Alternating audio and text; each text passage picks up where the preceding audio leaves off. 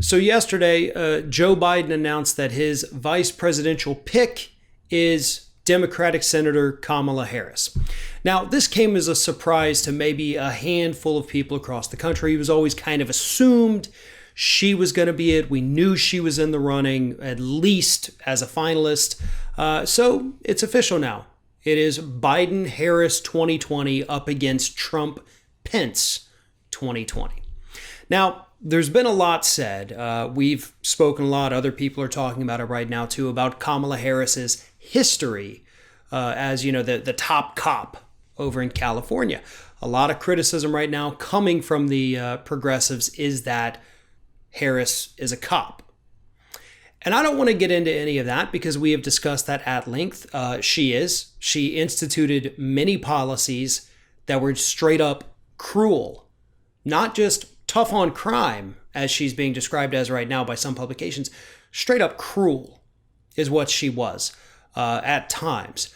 What I want to talk about right now, though, is to kind of put the political partisan blinders aside and really just look at if this is a smart strategic pick for Joe Biden. And the answer to that question is yes. And I'll explain why in just a moment. And please understand, I have never been a Kamala Harris supporter.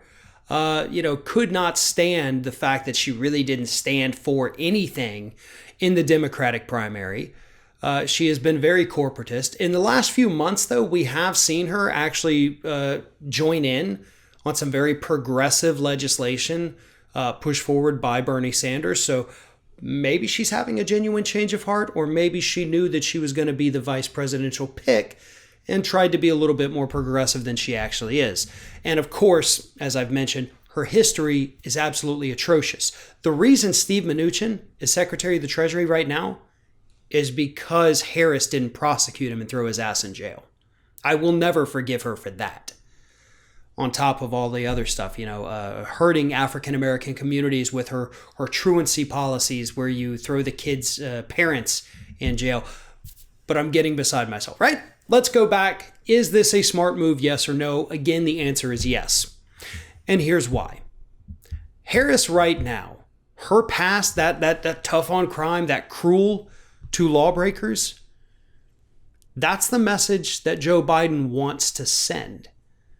Because he looks around, he sees the civil unrest. He doesn't want Donald Trump to paint him as somebody who supports all of this. So what better way to calm the public, to make them understand that you're on their side, not the side of those Antifa protesters, than to pick the cop? Strategically, that is a smart move, especially when Trump's trying to paint you as one thing and you're trying to distance yourself from it. That's a good move. The historical aspect of this is the first African-American female to be in the vice presidential slot on a presidential ticket. That is historic. That's monumental. It doesn't matter how you feel about Harris. You still have to admit that's pretty damn remarkable. And it is.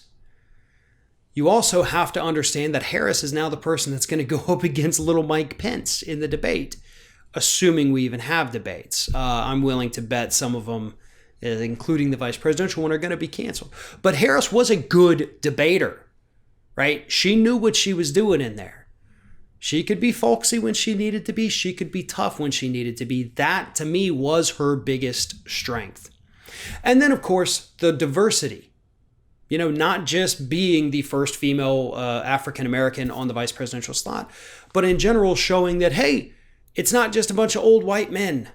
Because you got Donald Trump, who's pretending he's not losing his hair. Joe Biden and Mike Pence, whose hair is white as snow. They're old. They're white guys.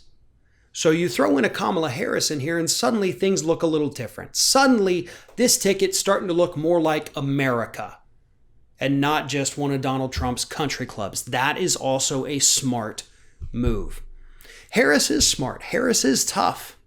I'm absolutely going to give her that because she is. Her history for me and for progressives is a problem. But that is the other part of the strategy here. Joe Biden and the DNC weren't trying to court people like me with their pick. They weren't trying to court, all of the progressives of the Democratic Party. They don't care about us. They don't care if they insult us or demean us in any way. Not at all. The people they're going after are the people in the middle.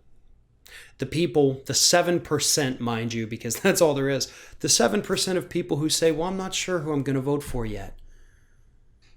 What they did was send a message to those people saying, hey, Harris here isn't going to shake things up. Harris, just like Joe, is going to help you return to whatever it was you consider normal. President that doesn't tweet all the time. Fantastic. That's what you get with this duo. That's what you want, isn't it, public? This is what you wanted. Nice, calm, simple, wonderful. We're not going to make waves. We're not going to be outlandish. We're just going to be us. And honestly, some people are going to buy into it. They're going to say, yeah, that's good. That's good. Normal doesn't work for most of us. Hasn't for quite some time. But sure, there's plenty of people who say, yeah, everything else consistent in my life is okay. I'm just tired of the drama coming out of the White House. And I think Biden-Harris White House would be relatively drama-free. They're not necessarily ones to make waves. So again, this pick was about courting the center, not about appeasing progressives. There were plenty of wonderful progressive women that Biden could have picked. But he didn't. He didn't want to go that route. So it is what it is on that. And then, of course, there is the final reason why strategically for the Democrats this makes sense. And that is, as we saw from the headlines from CNBC yesterday, Wall Street was celebrating. Wall Street was so happy that it was Kamala Harris, the woman who wouldn't prosecute the bankers. Because they know if you're not going to do it then, you're not going to do it in the future. So what that does is that opens up the opportunity for Wall Street bankers to say, listen, we know we got a friend on the Biden camp now. She saw the crimes we had committed, decided to look the other way. Why don't we give them our political campaign money instead of to the guy who sends out a tweet and then sends the stock market tanking? The Covfefe index is what they call it. That is legitimately what they call it on Wall Street. They know that if Donald Trump tweets a certain amount of times a day, they're going to see a massive drop in stocks. It's risky. It's a gamble. They don't want to take that risk. So why not go with the other one, the one where you essentially have a friend on the administration? So for all of those reasons, again, putting politics completely aside, yes, Harris is a good pick. Harris is not, by any stretch of the imagination, the worst person that Biden could have picked. Is she the person I wanted him to pick? Absolutely not. I mean, I could have done a Karen Bass. I could have done a Elizabeth Warren. Plenty of them. He could have reached out to the Sanders camp. We could have, gone the Nina Turner route. A tough, strong, intelligent fighter. But it is what it is. We got Harris. We're going to live with Harris. And honestly, folks, I do believe right now the most important thing is we have to get Donald Trump out of office. We truly do. This man has unleashed the United States military against U.S. citizens. That's something that is as bad as Biden would be, as good as he would be to Wall Street, as good as he would be to the people who are holding us down. I don't believe for a second Joe Biden or Kamala Harris would ever unleash the military on us. If for none other reason than that, I think right now that's the best path to go.